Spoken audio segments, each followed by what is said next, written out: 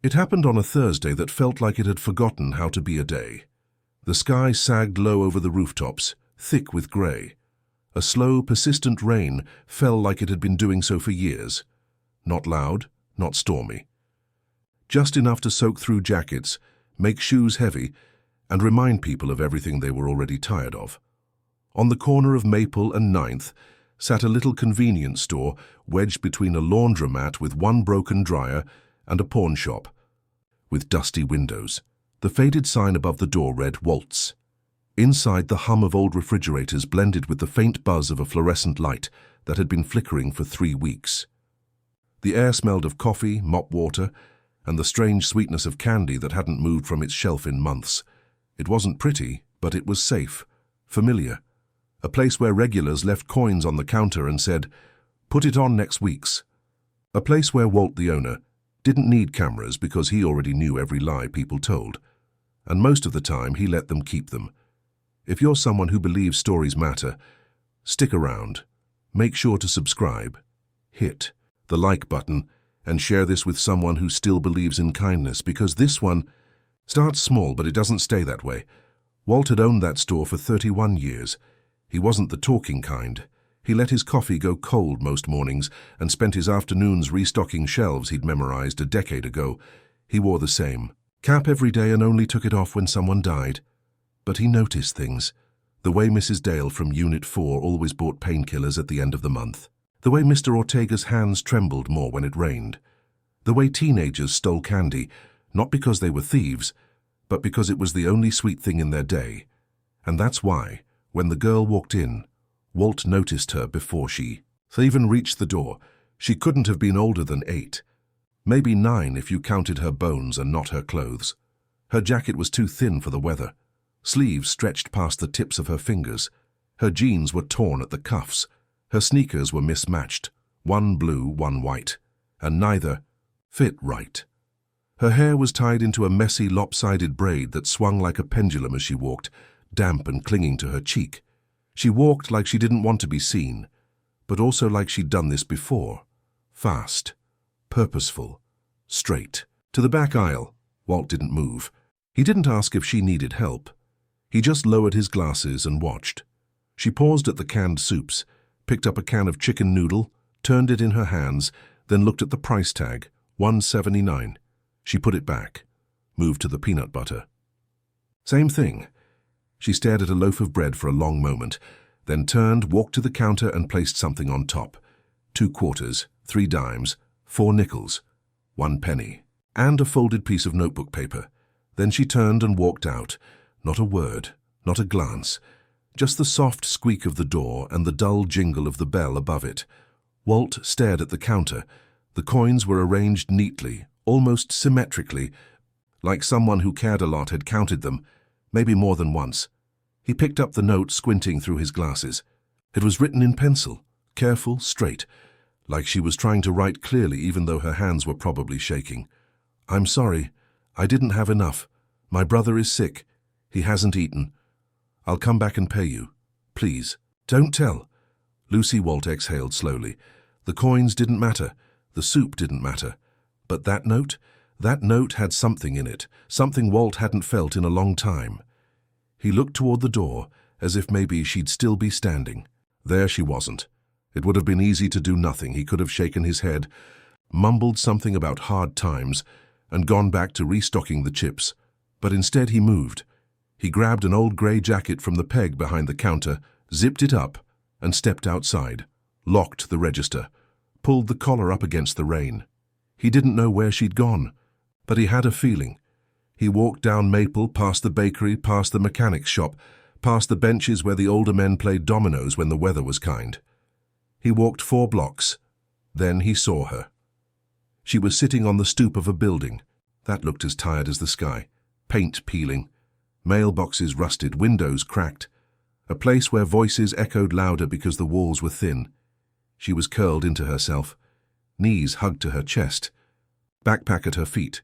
Walt slowed down, careful not to startle her. His boots splashed softly in a puddle. She looked up. Not with fear, but with that same deep, quiet sadness he'd seen before. "You're Lucy," he said. She nodded once. I'm Walt. From the store. Her eyes darted away. I read your note. She winced. I'm not mad, he said gently. I just wanted to check. She said nothing. He reached into the inside of his coat and pulled out a brown paper bag, held it out to her. Inside, 1 can of chicken noodle soup, 1 loaf of bread, 1 jar of peanut butter, and a pack of chocolate chip cookies. I thought maybe you could use these. She looked at the bag. Her lip trembled. She didn't speak. Then, slowly, she reached into her backpack, pulled out another folded note and handed it to him. He took it, didn't open it, just sat down beside her. No umbrella, no talk. Just the sound of the rain around them and the soft crinkle of paper between his fingers. She whispered, I write things when I'm scared. And Walt, who hadn't cried in 19 years, felt something in his chest begin to break. They sat in silence for a few minutes. The rain didn't stop, but it softened, turned to mist, the kind of drizzle that clings to you, not to soak but to settle, like memory. Lucy hadn't opened the bag yet. She held it in her lap like it was too fragile to trust, like it might disappear if she moved wrong. Walt sat beside her, the brown paper note still folded in his hand. He hadn't read it, not yet. Somehow it felt like opening it would mean crossing into something he couldn't come back from. He looked at her again. Her cheeks were pink from the cold. Her hair had come loose from the braid and was now sticking to her face. She didn't. Brush it away. You said your brother is sick, Walt said gently. She nodded, small, almost ashamed. Is someone taking care of you? She paused, then shrugged. Just me. I mean, any grown-ups? A neighbor? A teacher? No, she said softly. It's just me and him now. The door to the building groaned as she pushed it open. The hallway smelled like mildew, cooking grease, and something stale beneath it all, like forgotten time.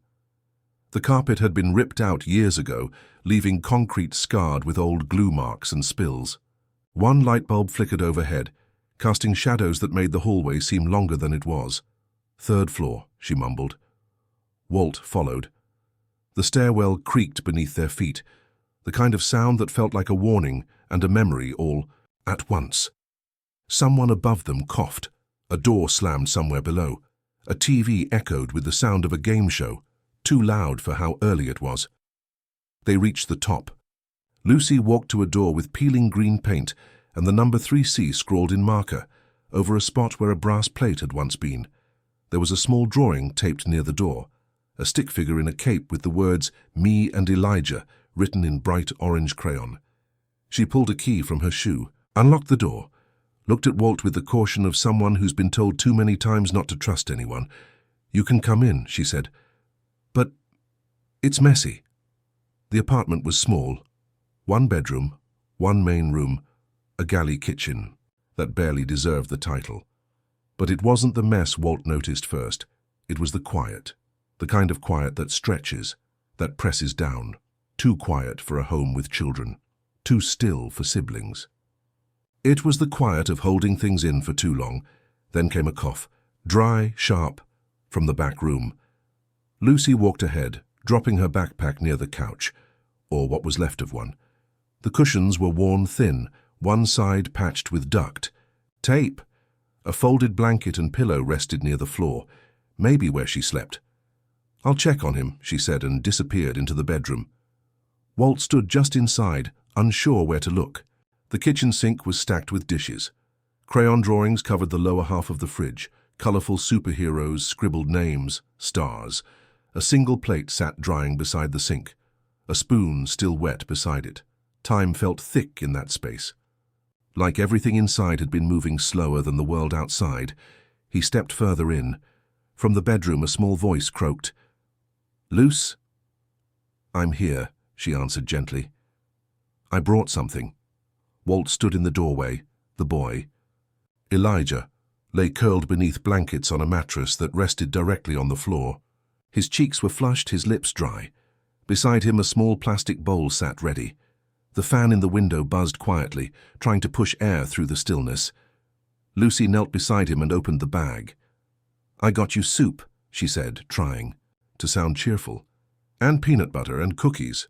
Elijah blinked slowly. You bought it? Walt spoke from the doorframe. She left me a note, and she was brave enough to ask without saying a word. The boy turned his head slightly toward Walt. She always does the brave stuff. Then he coughed, hard enough to shake his frame. Lucy touched his shoulder instantly. Walt's smile faded. This wasn't the flu, this was something deeper. In the small kitchen, Lucy placed a can of soup in a dented pot and turned on the stove. She moved like she'd done it 100 times. No wasted steps, no second guessing. Water it down so it lasts longer, she explained without looking up. Walt sat at the tiny table. It wobbled, one leg shorter than the rest. He didn't try to fix it. Does anyone else know you're here? She shook her head. What about school? I go when I can. I walk him to the library sometimes so he can use the bathroom. There's heat there. Walt's throat tightened. Lucy, where's your mom? Lucy stirred the soup slowly, then turned off the burner. She used to work nights, cleaning offices. She'd be gone when I got home, but she'd leave notes. Little ones, she always left them. And now, Lucy swallowed, she stopped leaving them. The soup was ready. She split it into 2 mismatched bowls. Sat beside Elijah. Helped. Him eat. He winced at each spoonful but didn't complain. His eyes never left his sister. Walt noticed how often she checked his forehead, how she measured the sips of water, how she counted under her breath between coughs, maybe for timing. Maybe because it gave her control. She wasn't improvising. This was their normal. When Walt finally stood to leave, the light outside had changed. The rain had stopped. The world looked brighter, but the heaviness in his chest stayed. I need to open the store, he said. I'm already behind. Lucy nodded, standing with him. Thanks for not reporting us. I wasn't going to. She walked over and held out the second note, the one she'd handed him earlier. I want you to read it now, she said. He unfolded it carefully. Dear sir, I'm scared. But I don't want to lie. I know it's wrong to leave money without paying enough. I just didn't want my brother to think I couldn't take care of him. If I go away, he'll be alone, so I'm trying to be brave. Please don't tell. I don't want him to feel scared, too. When he looked up, she didn't flinch. She just stood there. Still small, braver than most grown adults he'd ever met. I won't tell, he said. But in his heart, something deeper was already shifting. Because, now that he knew what was behind the door, he couldn't pretend he didn't. The bell above the shop door jingled as Walt stepped back into the store. He exhaled slowly, as if the weight of what he'd just seen might stay outside with the rain. But it didn't. The store looked exactly the same. Rows of snacks, cold soda humming in the fridge, neon signs buzzing. The smell of mop water lingering from last night's cleaning. Everything was where he'd left it, and yet nothing felt where it should be. He unlocked the register, counted the drawer. The bills felt heavier today. He looked at the stack of lottery tickets near the counter, at the jar of peppermint sticks that hadn't moved in weeks, at the crooked sign above the fridge. Coldest Coke in town. It all looked stupid now. Not because it wasn't his life, but because now he had seen something else. A girl who measured spoonfuls of soup like medicine. A boy who tried not to cry when he coughed, and suddenly, the price of gum didn't feel like the most urgent thing in his world. The morning crowd was light. Mr. Jennings came in for his usual 2 scratch-offs and a pack of gum. Didn't say more than 5 words. Marla from the laundromat grabbed coffee and a breakfast bar. A teenager wandered in, looked at the energy drinks, and left without buying anything. Walt moved on instinct, scanned, bagged, gave change. But his thoughts were nowhere near the counter. They were with Lucy. He wondered if Elijah had kept the soup down. If the building's heat was working today, if Lucy had enough for dinner, if she'd go to school tomorrow, if she even could. Around noon, Walt went to the back storage room to check inventory. He stood in the middle of the room, surrounded by stacks of paper towels, soda crates, and canned beans, and realized he hadn't done the weekly stock count. He hadn't even written it in the logbook. Instead, he stared at the wall, noticing for the first time in years that the paint was peeling behind the shelves, that the smell of bleach didn't quite cover the smell of dust and something older. Maybe grief, maybe memory. When he came back out, Linda was at the counter. Linda worked part-time at the florist 2 doors down. Late 40s, sharp-eyed, good heart, always knew when someone was lying. She held a Diet Coke and a lottery ticket. "You look like you haven't slept," she said, not unkindly. "Long morning. Didn't open on time either." Walt shrugged. "Got delayed." Linda paid in silence. Then halfway out the door she paused. "You hear about the girl from 5th and Elm? Said her mom disappeared 2 weeks ago. School's been calling." Walt's jaw tensed. "No, I didn't hear. Sad stuff. Teachers don't know what to do. Say she hasn't been in class. I don't know how long kids can go missing before someone steps in." Then she left. The bell jingled behind her like punctuation. He stood still for a long moment, then walked to the back again, opened the donation box under the employee shelf, the one he kept for local food drives, half forgotten. It had a few boxes of pasta, a can of yams, a dented bag of rice. He stared at it, then grabbed a cardboard box, started filling it. Soup, cereal, canned peaches, crackers, a roll of paper towels, a box of tissues. He hesitated over the cookies, then added 2 packs. That evening, Walt closed the store an hour early. The sky was the color of bruised clouds, and the wind carried a sharp chill, the kind that makes people walk faster, wrap scarves tighter.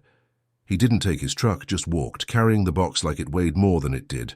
4 blocks, then left, then another.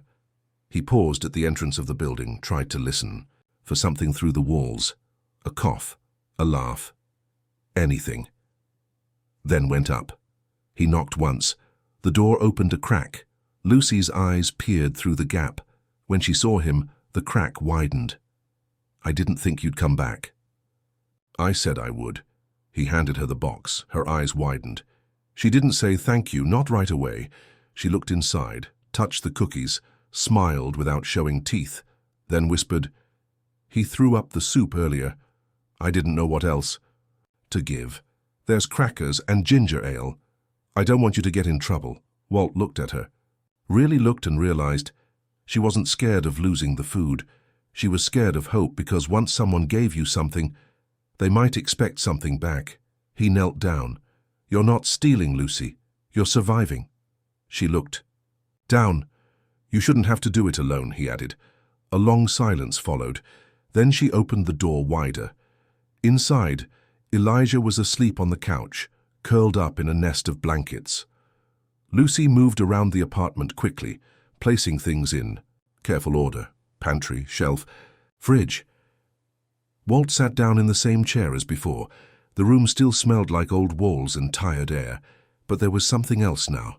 Something small, faint, a crack of warmth, a shift, not in the space, but in him.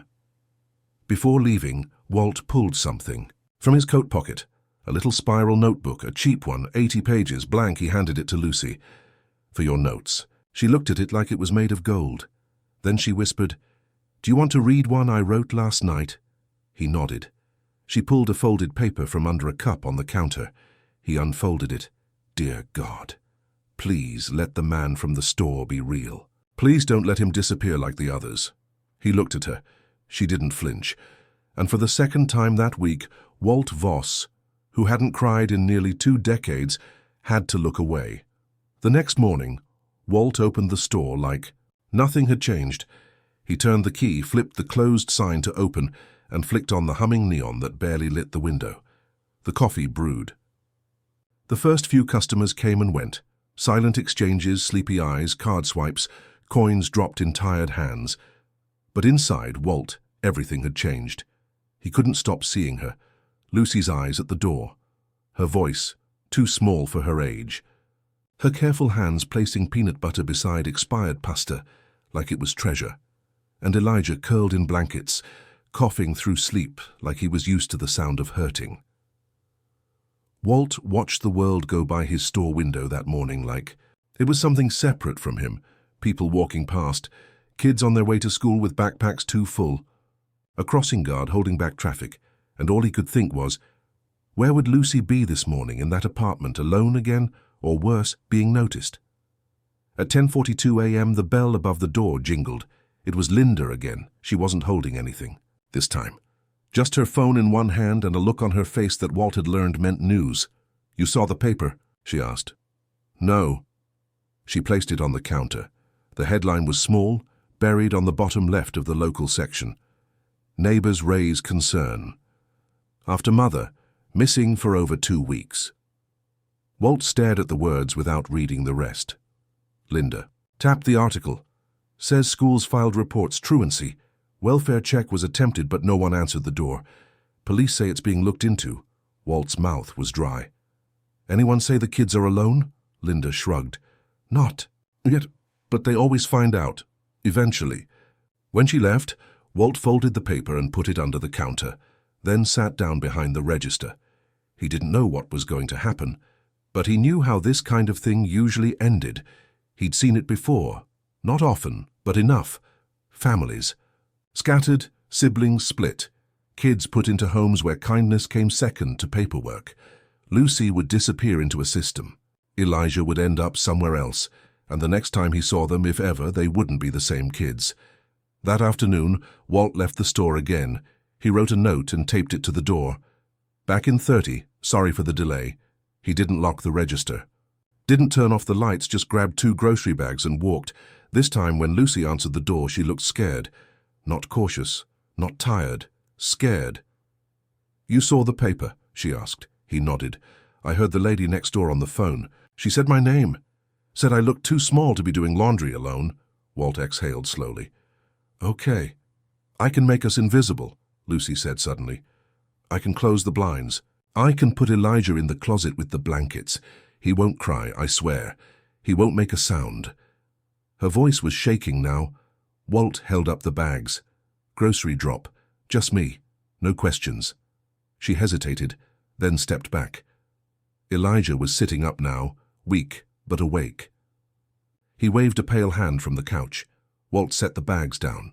Lucy started sorting them without a word. She moved with sharp, precise motion. Peanut butter into the cabinet, apples on the counter, bread inside the microwave to keep it soft. Walt watched her work, then said, "How long do you think you can keep hiding?" She froze. Her shoulders tightened, but she didn't turn around. "I don't have another plan," she whispered. He looked around the apartment again, the dishes washed, the trash tied in a corner, a new drawing on the fridge, Elijah's work. These kids weren't surviving because of luck, they were surviving because of her, because Lucy, at 8 or 9 years old, had built a system, an impossible, fragile, brilliant system. But it wouldn't. "Hold, it never did, Lucy," he said gently. "I want to help. You already have. No, I mean, not with groceries, I mean help." She turned slowly. Her eyes were tired in a way no child's eyes should be. "And if someone finds out," she asked, "you'll get in trouble too." "I'll take that risk." "Why?" He thought for a long moment, then said, "Because once someone helped me when I didn't ask. And I've never stopped remembering it." He didn't explain more. He didn't say that when he was 16, he'd gone 3 days without food after his father walked out. That a stranger from the next town over handed him a sandwich and didn't say a word, and it changed everything. He didn't say it because Lucy didn't need a story. She needed someone who wouldn't leave. That night, Walt brought something. Elsa's space heater from his basement, 3 blankets and a note. "If anyone asks, I'm your uncle. We won't lie, but we'll survive until someone gives us a better option." Lucy read it twice, then looked at him. "Okay," she said. The next morning, Walt opened the store late again, only by 30 minutes. Most people didn't notice. 1 or 2 regulars joked. Linda raised an eyebrow, but no one asked questions. No one knew that, in a quiet apartment on 3rd Street, a man who used to measure life in barcodes and receipts was now measuring it in spoonfuls of soup, bedtime stories, and small hands reaching for safety. Walt stopped using the alarm clock. He woke up before it rang anyway, made coffee, opened the store late, closed it early, ate less, drove slower, listened more. He didn't call it helping.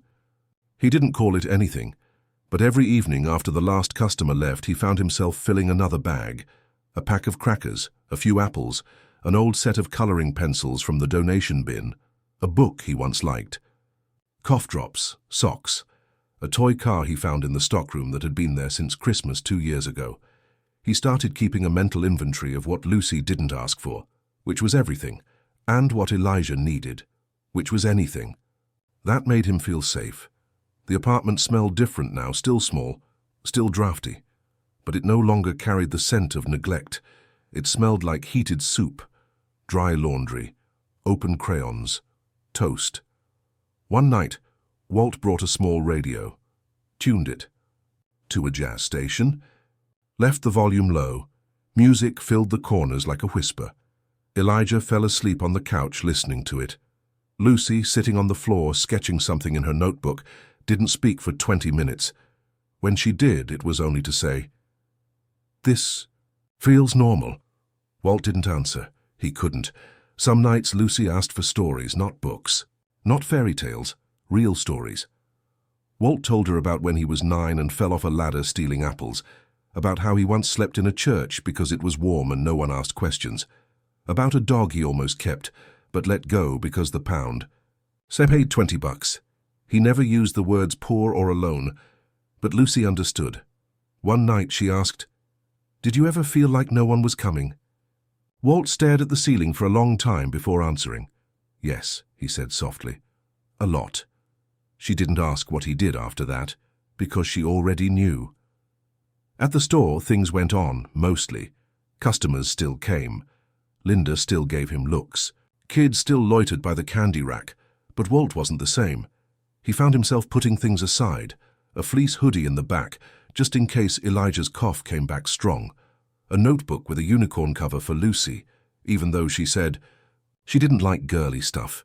He began scanning people differently. Not what they bought, but what they carried. Was that father paying with food stamps? Was that woman with the bruises on her wrist safe? Was anyone else leaving notes no one read?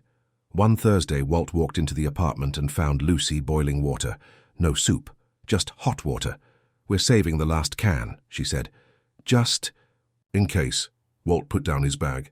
"Soup is not gold, Lucy. You can eat it." She shrugged. "Gold runs out too." He sat down, watched her stir the pot with a plastic spoon. "Has your mom ever done this before?" he asked gently. "Left us," she nodded. "Once a few days, but she came back. And now it's been 3 weeks and 2 days." She didn't say it like she was counting. She said it like she was waiting to stop counting. That night, Walt stayed longer.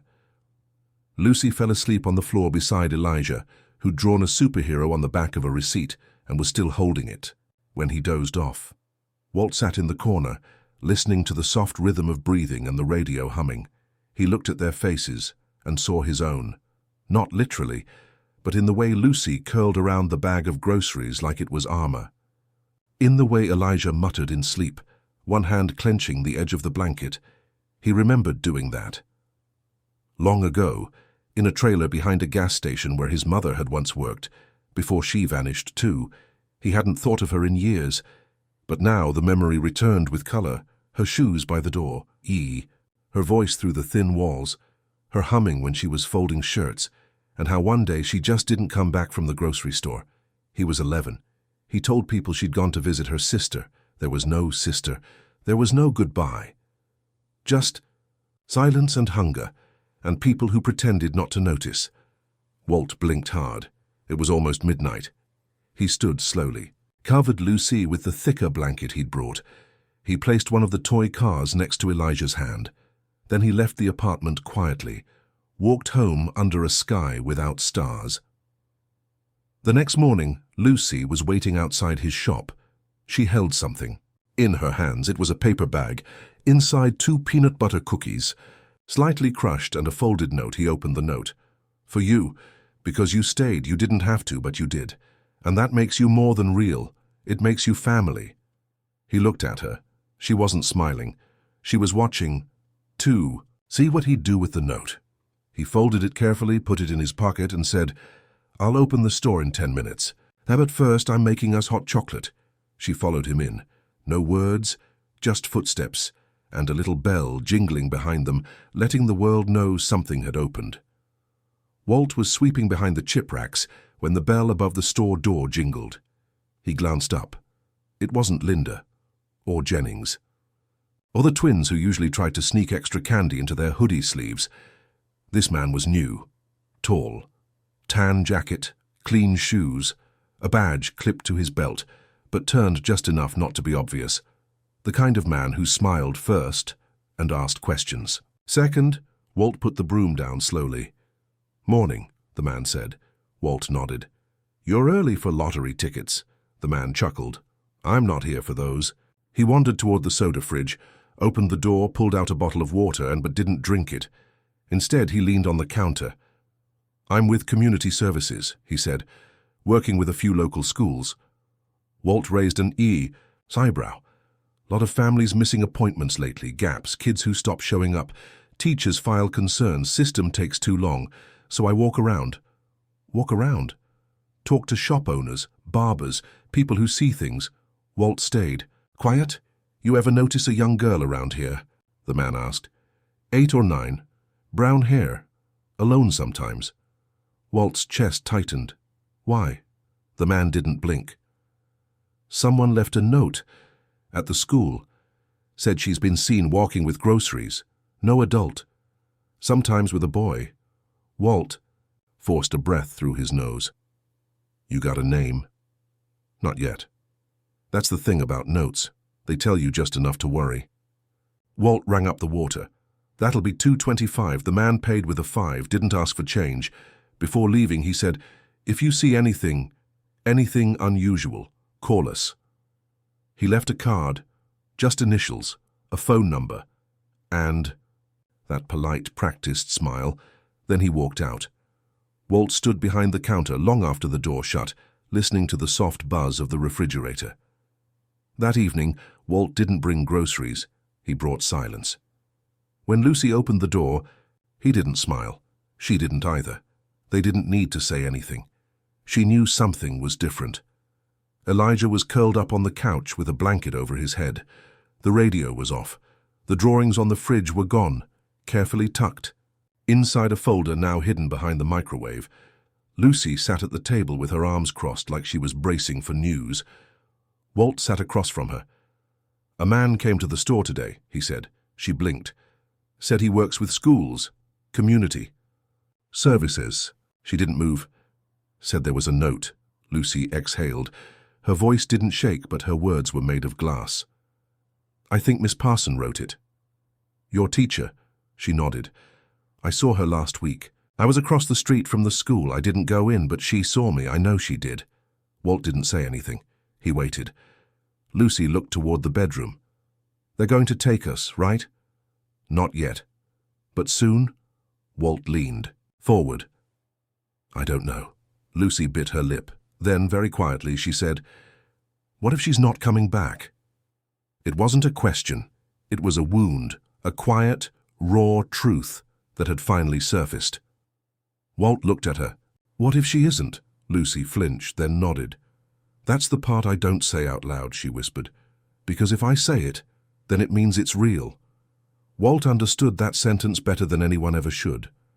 "I used to believe my mum would come back," he said. "I waited on the steps, for hours, every day." Lucy stared at him. "I made up reasons that she was at the store, or sick, or stuck in traffic. I was 11, and I waited until the sun went down. What happened? She didn't come back." Lucy didn't speak. Walt reached into his coat and pulled out something he hadn't shown anyone in decades. An old coin, scratched, faded, a 1979 $half. "She gave me this the day before she left. Told me to keep it lucky." Lucy took it gently. "It didn't work," she said. "No," Walt replied, "but it gave me something to hold." That night, Walt didn't leave after dinner. He stayed, helped Elijah with a drawing, a superhero with tired eyes and big hands. He washed the dishes while Lucy dried them with a towel that had a hole in the corner. He fixed the loose hinge on the bedroom door with a screwdriver he had in his truck, and when the kids went to bed, he sat in the chair by the window and waited for the dark to settle. It was the first time he didn't treat the apartment like a visit. He treated it like a place that needed watching. Sometime after midnight, he heard a noise outside. He stood up, went to the window and pulled the curtain back just a little. A car was parked across the street. Lights off. Inside, someone sat behind the wheel, motionless, watching the building. Walt didn't panic. He didn't move. He just closed the curtain again, sat back down, and waited. The next morning, Lucy woke up early. She found Walt still sitting by the window, eyes open, holding a cup of cold coffee. "You stayed," she said. He nodded. She walked over, curled up in the chair next to him, and leaned against his arm. No words, just the sound of breathing, and outside a sky that hadn't quite decided whether it would rain or shine. Walt didn't open the store the next day. He taped a note to the door. "Closed today. Family emergency."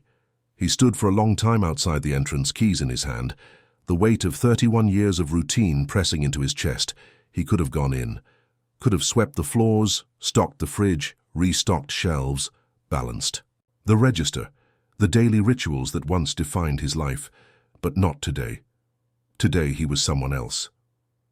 The streets were colder than usual, not because of the weather, but because of what followed him. At every corner he saw shadows that felt like suspicion.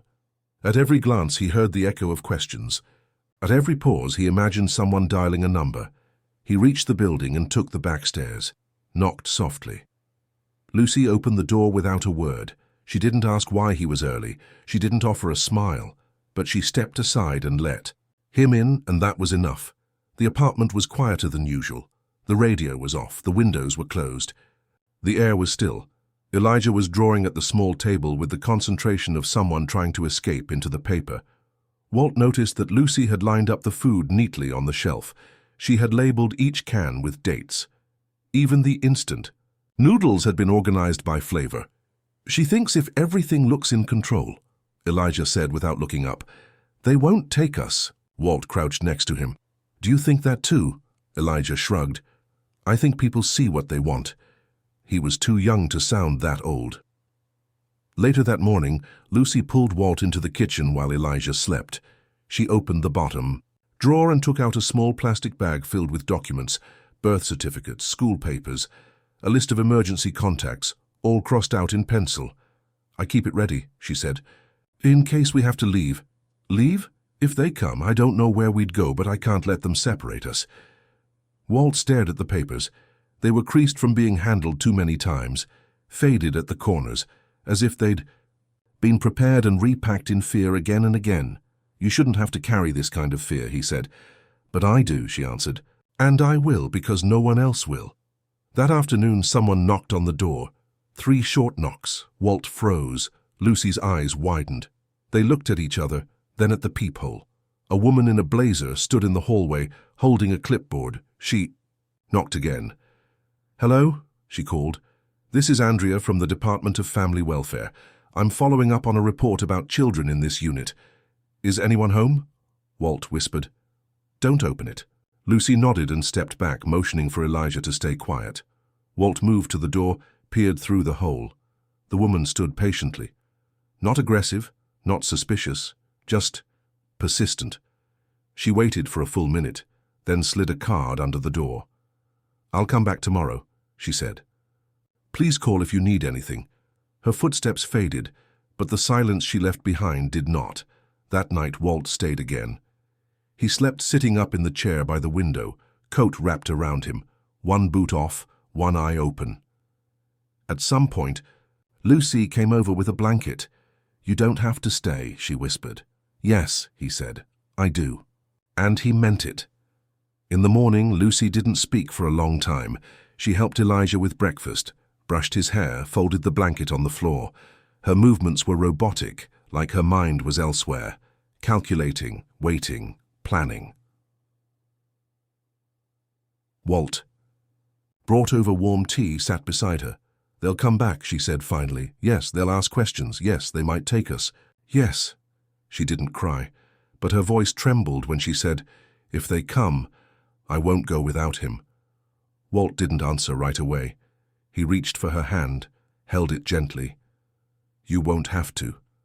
She looked at him, really looked. "You can't promise that." "No," Walt admitted. "But I can promise you this, I'll be here when they do." She squeezed his hand, and for the first time since the story began, Lucy let herself lean on someone. Not because she wanted to, but because she finally believed she could. Later that day, Walt walked to the community center 2 blocks away. He stood outside for a full 5 minutes before going in. Inside, a receptionist smiled. "Can I help you?" "I need to talk to someone," he said. "What kind of assistance?" He hesitated, then said, "I need to know what it takes to become a foster guardian." The receptionist blinked. "Are you here for a specific child?" "Yes." "Are they in the system?" "No, not yet." She paused. "Then you're early." "I want to be." Back at the store, Walt worked in silence. He restocked the candy, mopped the floor, refilled the gum rack, but his hands moved differently now. Everything he did with a clock ticking inside him, because the visit had changed the game. Now, it was a countdown, and every hour that passed, Walt felt like he was racing against something he couldn't see. That evening, when he returned to the apartment, Elijah ran to him with a drawing. It was a house, with smoke coming from the chimney. 3 figures stood outside, a tall man, a girl with a braid, and a boy holding a cookie. Walt looked at it for a long time, then taped it to the fridge.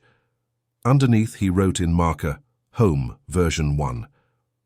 Lucy watched him, then, for the first time, smiled without fear.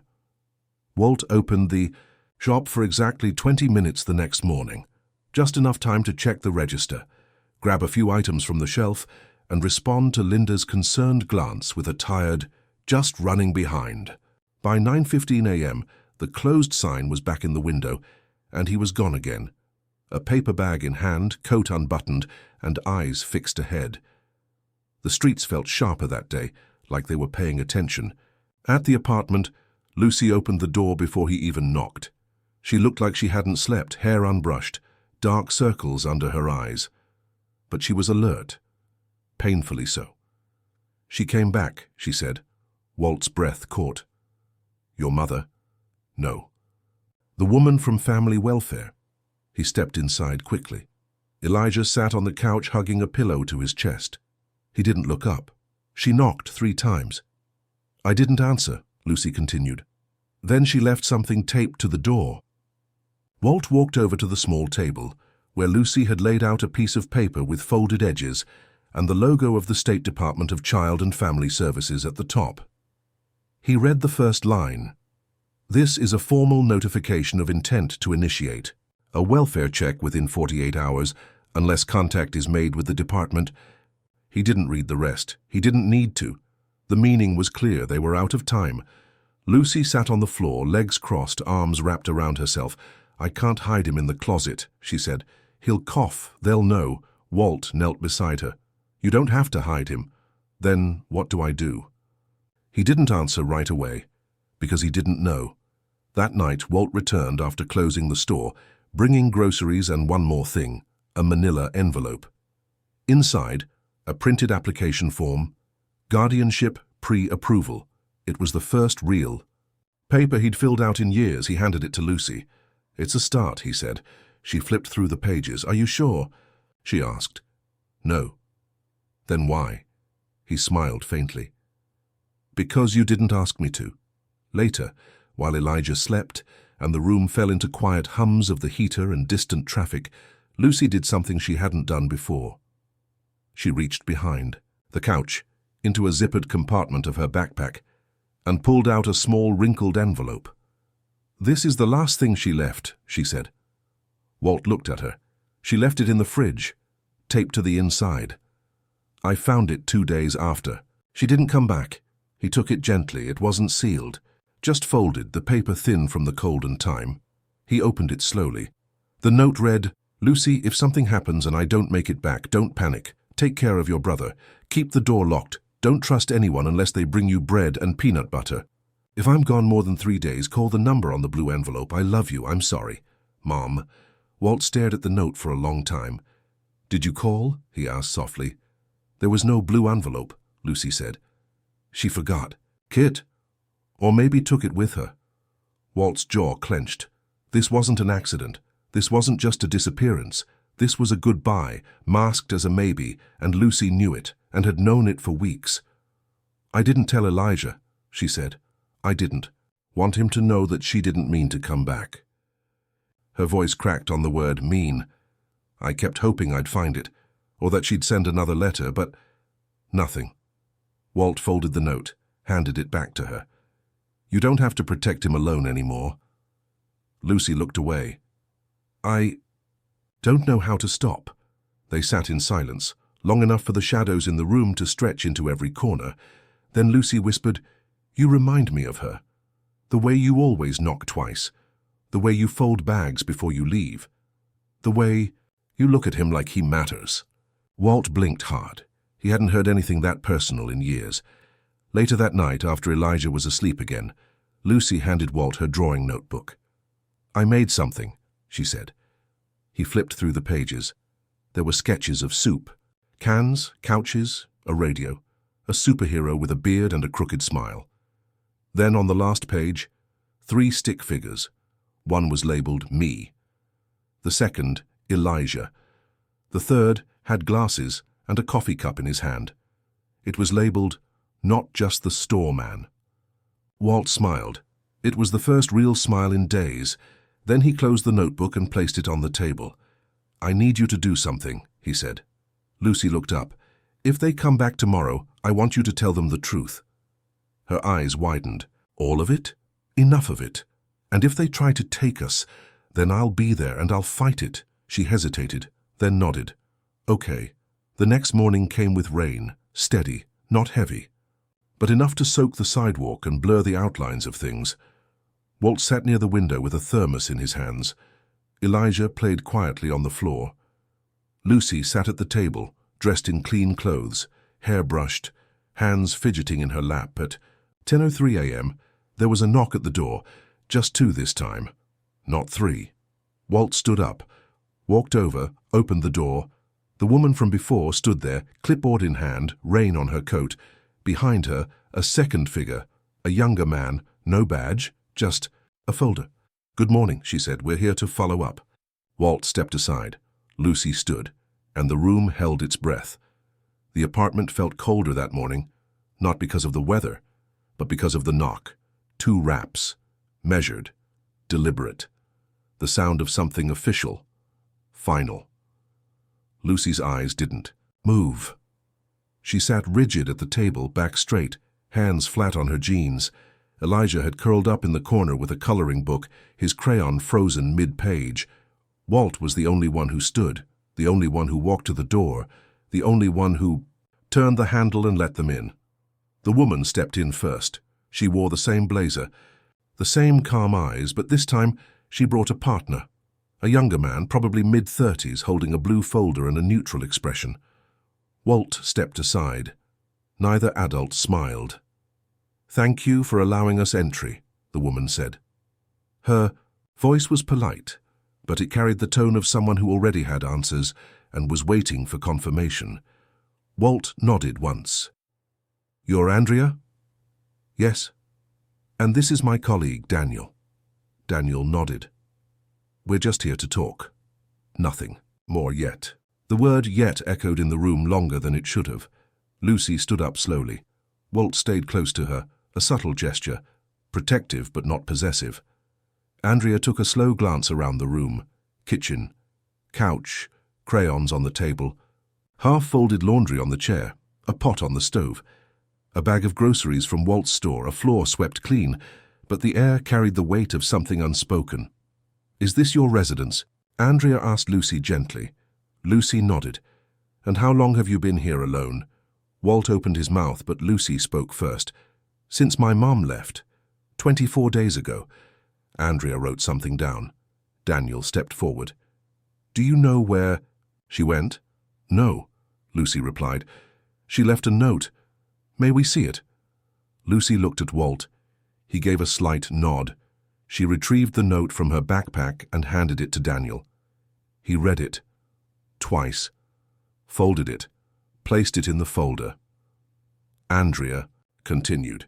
You've been caring for your brother this entire time? Yes. And you've had no adult supervision? I have now, she said. They both looked at Walt. Andrea raised an eyebrow. And you are? He stepped forward. Walt Voss. I own the corner store. I've known these kids for nearly a month now. I've been providing food, heat, safety.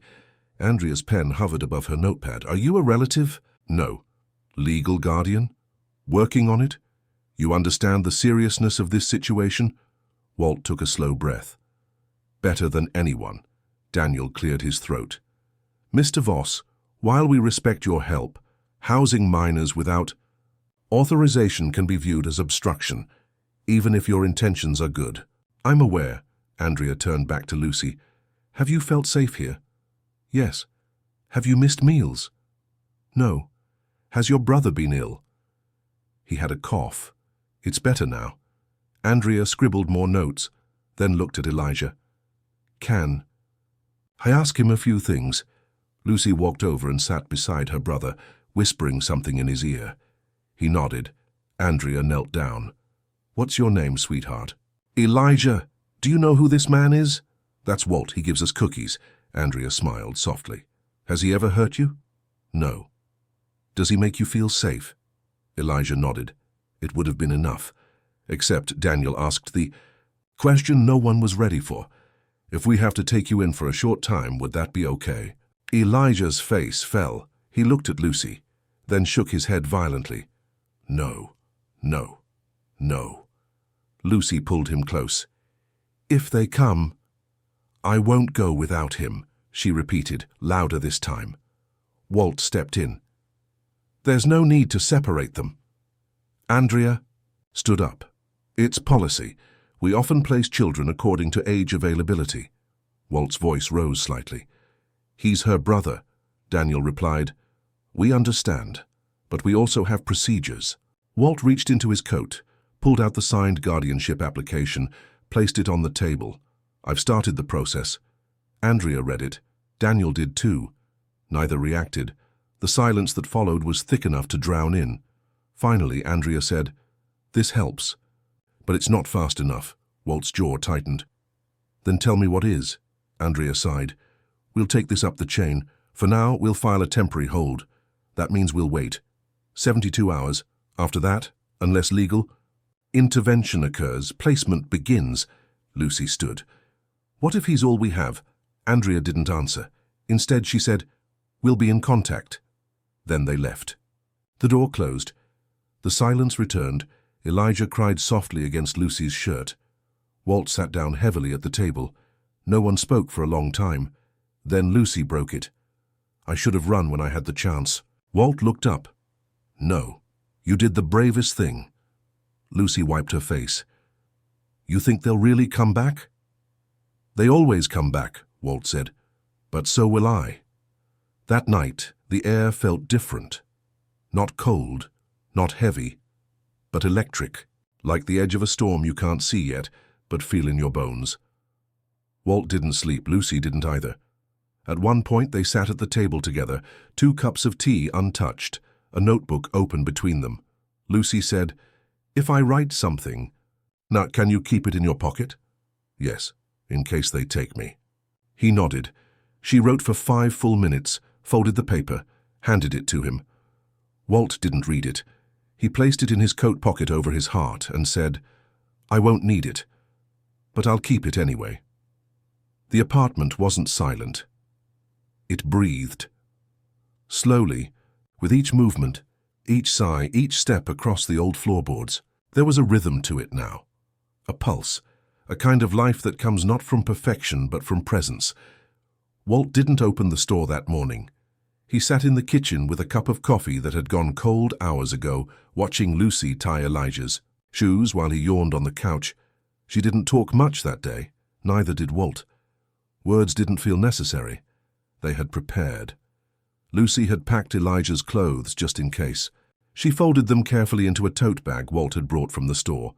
She placed his favorite drawing notebook on top, along with 2 toy cars and a peanut butter cookie wrapped in foil. Walt had printed every document he could. The guardianship form, proof of residence, notes from the community center. He clipped them all into a clean blue folder. Elijah drew a picture that morning, a tiny apartment building with a sun over it. He labeled it Our Place. At 9:38 a.m. the knock came. 2 knocks, then a pause, then 3 more. Walt opened the door without hesitation. Andrea stood there, so did Daniel. But this time they weren't alone.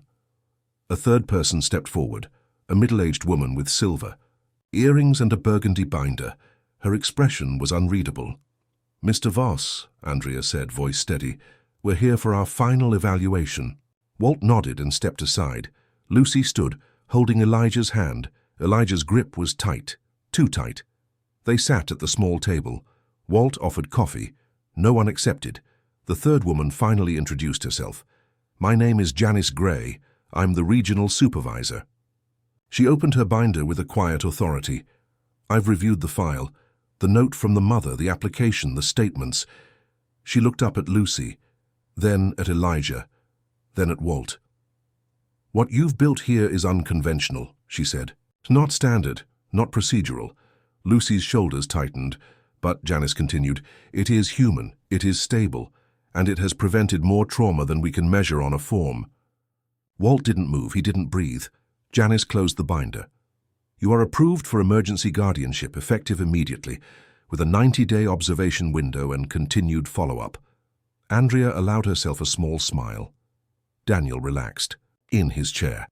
But it was Lucy's reaction that froze the room. She whispered, "We can stay." Janice looked at her. Yes.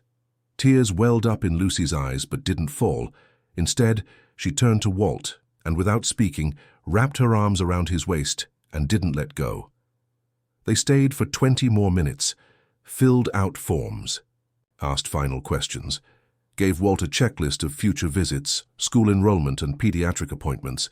When they left, the door closed with the softest sound the apartment had ever known. And then, silence, followed by a single sound, Elijah's giggle. High, pure, relieved. Walt turned to him. "What's so funny?" Elijah grinned. "You're not just the guy with cookies anymore." That afternoon, they went to the park. For the first time. The wind was cool, but the sun was steady. Lucy pushed Elijah on the swing. Walt watched from the bench, a thermos in hand, the guardianship documents folded in his coat pocket. They stayed for over an hour. When they returned, the apartment didn't feel like a shelter. It felt like a place you came back to. That night, Walt made pancakes again. They were slightly better this time. Elijah insisted on adding blueberries. Lucy insisted on washing the dishes. Walt didn't argue with either. Later, Walt pulled out 3 folding chairs and set them on the small balcony. The sky was a mixture of soft navy and burnt orange. City lights blinked in the distance. They sat together, no one speaking, watching a world that had tried to split them apart. And failed. Lucy spoke first. "You know, I used to sit here alone." Walt glanced at her. "I'd pretend the lights in the distance were people looking for me." "Were they?" he asked. "No, but one of them was waiting." Walt didn't reply. He didn't need to. Elijah stood up suddenly and went inside. He returned with the drawing notebook. "Last page," he said. Walt opened it. There were 3 figures. Stick figures, like always. But this time the house behind them had a mailbox, a small dog, curtains in the window. The man in the picture, the one with glasses and a coffee cup, was labeled Our Walt. Walt didn't cry, but he looked away for a moment longer than necessary. Lucy reached into her coat pocket and pulled out something folded. The note. She had written for him days ago. She placed it in his lap. "You never read it," she said. "I didn't need to. Read it anyway." He unfolded it.